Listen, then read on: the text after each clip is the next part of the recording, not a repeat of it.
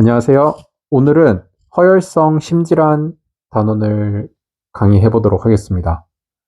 먼저 이 말이 굉장히 어렵죠. 우리한테 친숙하지 않습니다. 이 허혈성 심질환이라는 것보다는 우리는 협심증이라는 단어에 조금 더 친숙하다고 볼 수 있겠는데요. 비슷한 단어, 거의 동일하다고 보시면 되겠고, 이런 우리가 이제 협심증, 심근경색, 심부정맥 혈전증, 이런 단어들이, 그러니까 혈관이 좀 막히는 거야 관련된 질환들이잖아요. 이런 단원에서 우리가 첫 번째로 좀 짚고 넘어가야 될 것들은 용어의 제대로 된 정립이겠습니다. 그래서 보면 허혈, 경색, 혈전, 색전, 이러한 네 가지 단어 키워드를 여러분들은 구분을 할 수 있나요? 이 단어부터 이미 구분이 안 되기 시작하면 이 혈관이 막히는 것과 관련된 질환들이 전부 다 비슷비슷해 보이거든요. 하지만 이 단어들이 먼저 정확하게 구분이 된다면 이제 각각의 단원들에 대한 차이가 무엇이고 질환들의 차이가 무엇이고 그거에 대한 약제들을 어떻게 응용해서 쓸 수 있는지에 대해서 훨씬 더 이해가 잘 될 것 같아서 이제 이렇게 먼저 정리를 시작해 봤고요. 허혈이라는 것은 허혈성 심질환이죠. 허혈이라는 것은 신체 조직으로 피가 덜 가는 상태인 겁니다. 그래서 우리가 허혈성 심질환이라는 것은 이걸 응용해보면 심장 쪽으로 피가 덜 가는 상태를 협심증이라고 볼 수 있겠죠. 두 번째로 경색. 경색은 혈관이 막힌 것을 의미합니다. 그러니까 허혈 상태에서 피가 덜 가는 상태보다 더 악화된 것이 경색이라고 볼 수 있겠죠. 그래서 보통 협심증을 앓고 있다가 그 환자의 상태가 더 안 좋아지면 심근경색이 일어난다고 볼 수 있겠습니다. 그리고 혈전은 조금 다른 내용이에요. 허혈이나 경색은 혈관에 막힌 상태를 나타내는 키워드인 반면 혈전은 그러한 혈관 내에 혈액 응고물이 생긴 것이거든요. 그래서 혈전은 어떻게 보면 허혈과 경색의 원인이 되는 것의 키워드라고 볼 수 있겠고요.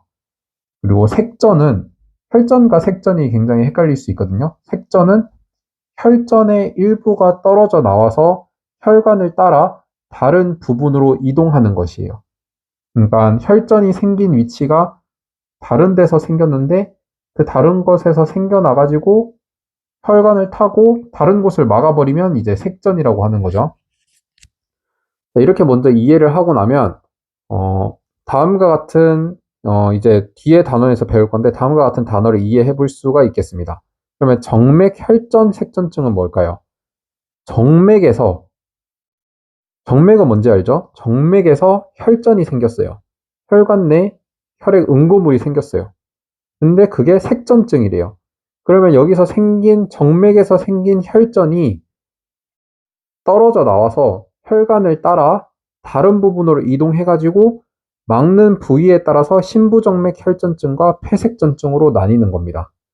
그러면 이제 우리가 협심증 이번에 지금 배울 거고 나중에 심근경색, 뇌졸중, 그 다음에 심부전맥 혈전증, 폐색전증, 정맥혈전 색전증 이런 단원들이 다 개별로 들어가 있는데 나중에 그냥 막 갖다 외우면 다 똑같은 단어, 뭔가 다 혈관 막혀서 일어난 질환 같은데 뭐가 다르지? 이렇게 생각이 들 수 있거든요.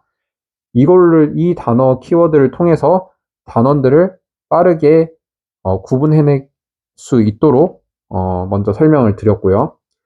그리고 경색 중에서 심근경색 설명드렸는데 뇌경색은 뭐겠어요? 뇌에 관련된 혈관이 막힌 거를 뇌경색이라고 하고 우리는 보통 뇌졸중이라고도 하죠. 이게 뇌졸증이 아니라 뇌졸중입니다. 그리고 이러한 이제 허혈성 이제 단어의 정립을 좀 도와드렸고 이제 이러한 협심증의 원인은 우리가 죽상동맥경화증이라고 합니다.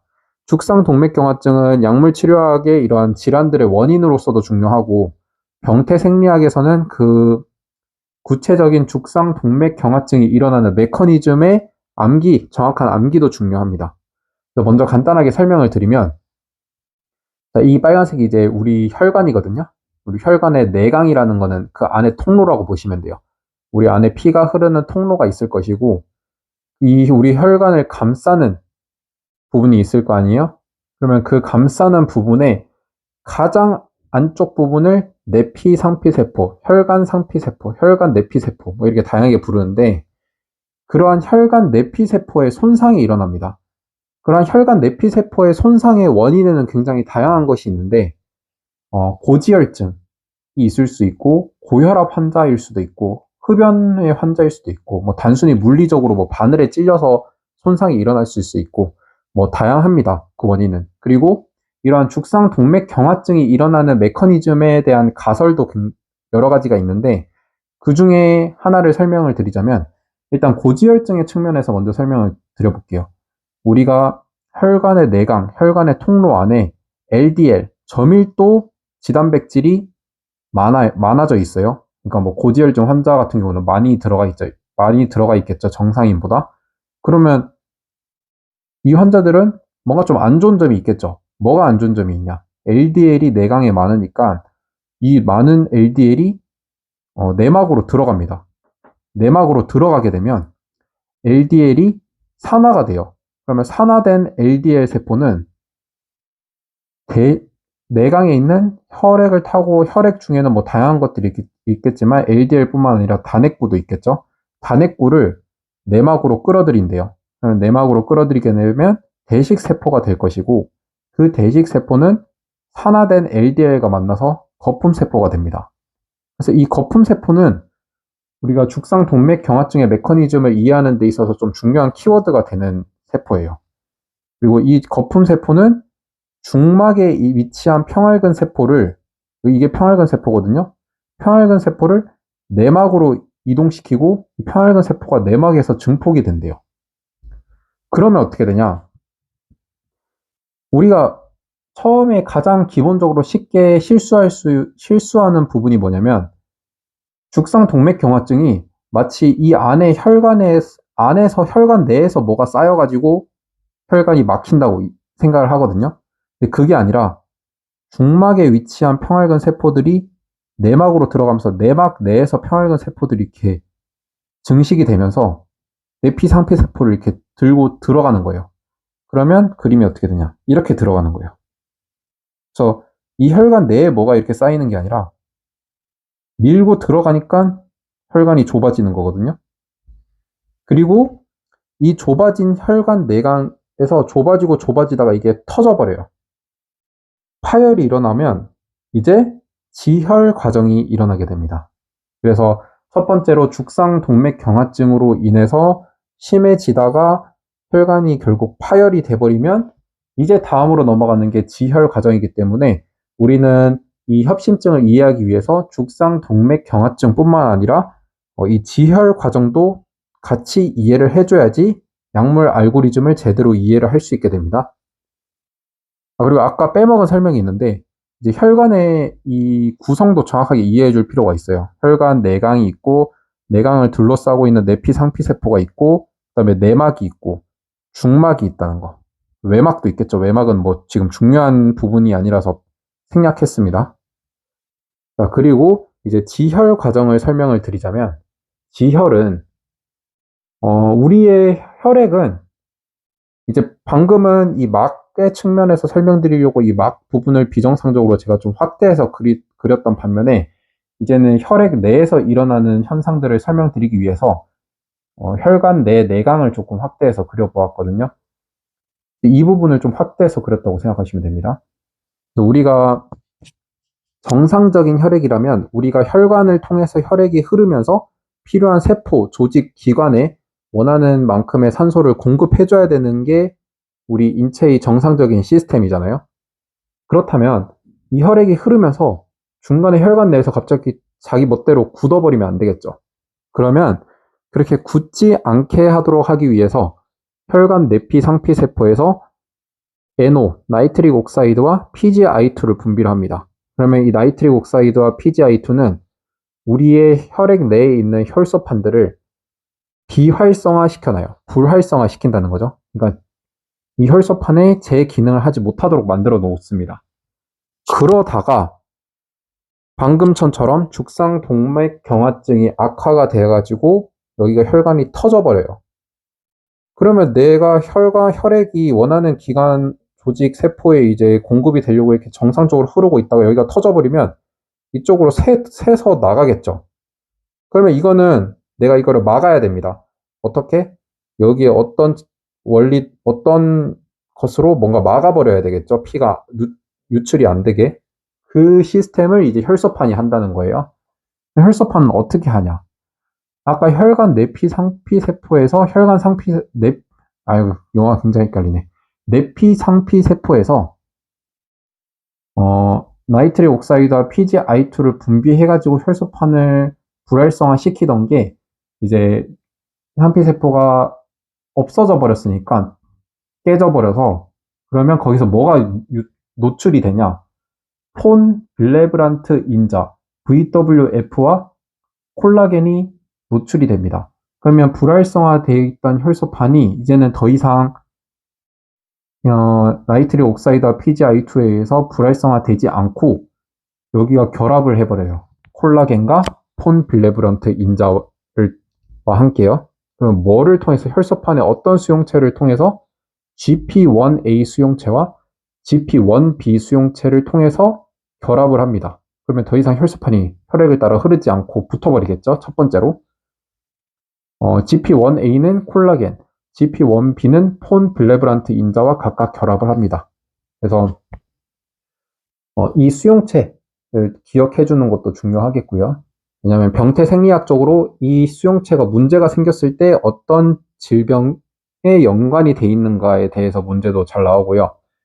지금 약물 치료학을 공부하고 있기 때문에 이 부분을 타겟팅하게 되면 이제 혈관이 지혈 과정을 되는 것을 또 막을 수 있는 약물적 측면으로도 생각할 수 있기 때문에 외워두는 것이 중요하겠습니다.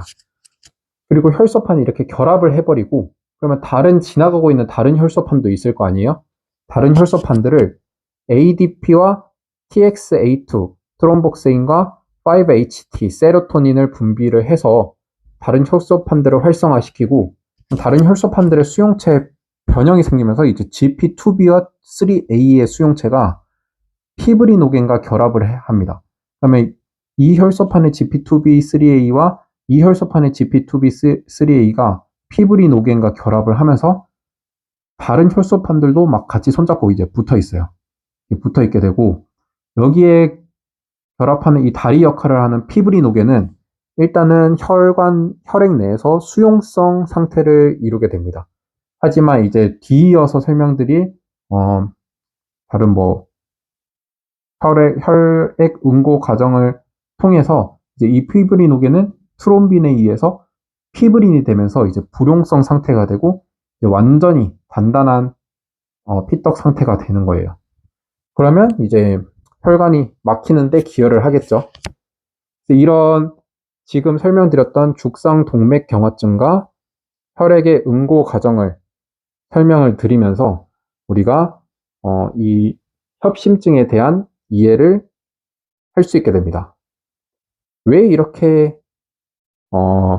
구체적으로 설명드렸냐 하면 사실상 그냥 외우면 되긴 해요. 외우면 되긴 하는데 이게 막 그냥 머릿속에 다 집어넣다 보면 나중에 되면 좀 구분이 안 되거든요. 그래서 이해를 통해서 외우면 한 번만 외워도 좀 기억이 오래가는 영향이 있기 때문에 이렇게 이해를 하는 것이 좋습니다. 그래서 약물 치료학적 알고리즘을 살펴보면 예후를 향상시키기 위한 약물과 증상을 완화시키기 위한 약물이 다릅니다. 그래서 예후를 향상시킨다는 것은 아스피린과 스타틴, 그러니까 스타틴과 아스피린 둘 다 이런 데 관여를 하는 거죠. 첫 번째로 스타틴은 내 혈관 내에 많아진 LDL을 줄이는 역할을 하겠고요. 아스피린은 여기서 혈소판에 분비되는 트롬복세인을 억제시키는 역할을 하겠죠. 그래서 둘 다 죽상동맥경화증과 혈액의 응고 과정에 관여를 해서 내가 더 이상 혈관이 막히지 않도록 만드는데 관여를 하는 약들이 되겠고요. 증상 완화는 말 그대로 통증이에요. 내 심장에서 협심증이 일어나면 이제 심장이 막 쪼이듯이 아프고 통증이 생기잖아요. 그 통증을 그냥 단순히 가라앉히기 위한 증상 완화제예요. 그러니까 이거를 증상 완화제에 관련된 약을 먹는다고 해서 내가 앞으로 좀 이 질환이 괜찮아지는데 영향을 미치지 않고 그냥 단순히 내 통증을 완화시키는 거에 포커스가 맞춰져 있는 거라고 이해하시면 되겠습니다. 증상 완화의 약물로는 신속한 완화와 일반적인 그냥 완화로 나눠질 수 있겠는데, 신속한 완화는 속효성 니트로글리세린, 그러니까 설화정이나 뭐 스프레이 같은 형태로 복용을 해주면 이제 신속하게 완화가 되겠고요. 일반적인 완화는 제가 고혈압, 심부전 때부터 다 계속 설명해왔듯이 베타 블로커를 쓰면 내 심장에서 원하는 요구하는 심장의 운동량을 좀 줄일 수 있고, CCB도 마찬가지로 심장의 운동량을 좀 줄이기 때문에 증상을 완화시킬 수 있다라고 이해하시면 되겠습니다. 그러면 이 통증, 협심증에서 통증은 왜 일어나냐라고 왜 일어나는지 설명을 드리자면, 우리가 심장에 이렇게 심장 그림이 있다면 이 혈관이 관상동맥이에요. 그러니까 내 심장으로 산소를 공급해주는 혈관이 있을 거 아니에요. 그 혈관으로 산소가 공급이 되고 그 산소를 필요로 하는 양이 있을 텐데, 이 수요와 공급에 따라서 그 통증이 생기게 됩니다. 그러니까 내가 공급할 수 있는 그 산소보다 내가 필요로 하는 게 더 많아지면 이제 통증이 생긴다는 거예요. 그래서 거기에 따라서 이제 용어의 정리도 달라지는데, 안정협심증에는 안정형 협심증과 변이형 협심증, 그리고 불안정형 협심증이 있습니다. 안정형 협심증은 말 그대로 내가 필요로 하는 산소 공급량이 수요량이 공급량보다 많을 때 그 통증이 일어나는 거고, 그러면 내가 실제로 내 공급되는 것보다 필요한 게 적으면 통증이 일어나지 않는 거예요. 그래서 말 그대로 내가 쉬고 있으면 내가 별로 내 심장에서 필요로 하는 혈액이 별로 없죠. 그러면 통증이 일어나지 않는 겁니다. 반대로 내가 뛰거나 격렬한 운동을 할 때는 내 펌프질을 많이 해줘가지고 내 전체 말초까지 혈액을 공급을 원활하게 해줘야겠죠. 그럴 때는 수요가 갑자기 높아지니까 공급이 부족해져서 통증이 일어나는 거예요. 변이형 협심증은 어떤 혈관의 갑작스러운 수축에 의해서 공급이 떨어지는 게 의미하고, 불안정형 협심증은 심근경색으로 이해하시면 돼요. 공급이 완전 이제 혈관이 막혀버리니까 공급이 현저하게 떨어지는 거죠. 물론 수요가 늘어나고 적어지고의 차이도 있겠지만, 사실상 공급이 너무 떨어져 버리면 내가 별로 필요 없는 그냥 쉬고 있는 휴식 상태라 하더라도 공급이 너무 떨어지니까 그래도 통증이 있는 거예요. 그런 걸 불안정형 협심증이라고 이해하시면 되겠습니다. 이거는 이제 임상적으로 뭐 어떤 얘기가 있냐면, 니코틴 패치라고 알죠? 니코틴 패치는 흡연하는 사람들이 협심증에 흡연이 안 좋잖아요. 왜냐면 여기 봤듯이 결국 죽상동맥경화증을 제가 고지혈증 LDL, 높아진 LDL로 설명을 드렸지만, 혈관 내피 세포의 손상에는 흡연도 영향을 미치기도 하기 때문에 이제 흡연을 하는 게 협심증에 안 좋아요. 그러면 흡연을 안 하려고 담배는 끊었는데 그 금단 증상이 있으니까 니코틴 패치를 붙이려고 합니다. 하지만 니코틴 패치도 결국에는 혈관의 수축을 일으키기 때문에 공급을 줄이거든요. 그러면 어떤 협심증 환자는 니코틴 패치를 붙여도 되고 어떤 협심증 환자는 니코틴 패치를 붙이면 안 될까요? 라는 질문을 했을 때, 협심증 환자는 다 니코틴 패치를 붙이면 안 된다라고 하기보다는 어쨌든 담배를 안 피고 뭐 패치라도 붙여서 금단 증상 줄이고 하면 좋으니까 안정형 협심증 환자한테는 니코틴 패치를 붙여도 된다고 합니다. 왜냐하면 이 사람은 결국 그냥 수요를 내가 무리한 격렬한 운동이나 이런 것만 하지 않는다면 크게 문제될 건 없다고 보는 거예요. 근데 반대로 불안정형 협심증 같은 경우는 내 수요량과 관계없이 항상 내 산소 공급량, 혈액 공급량이 부족한 상태이기 때문에 니코틴 패치를 붙이면 조금 더 부작용이 크다고 보기 때문에 니코틴 패치를 불안정형 협심증 환자에게는 추천하지 않습니다. 이상으로 협심증에 관련된 설명, 협심증에 설명되어 있는 기초적인 약물 치료학적 알고리즘을 이해하기 위한 기본 바탕이 되는 개념들을 설명을 드렸고요. 제가 조금 이렇게 설명을 계속 하고 있는데 요즘 약시 준비하시는 분들이 좀 시청을 해주시는 것 같더라고요. 그래서 저도 힘내서 영상 촬영을 하고 있으니까 여러분 영상 다 보고 나시면 좀 좋아요도 눌러주시고 잘 봤다고 댓글도 달아주시면 감사하겠습니다. 네, 이상으로 영상 마치겠습니다. 감사합니다.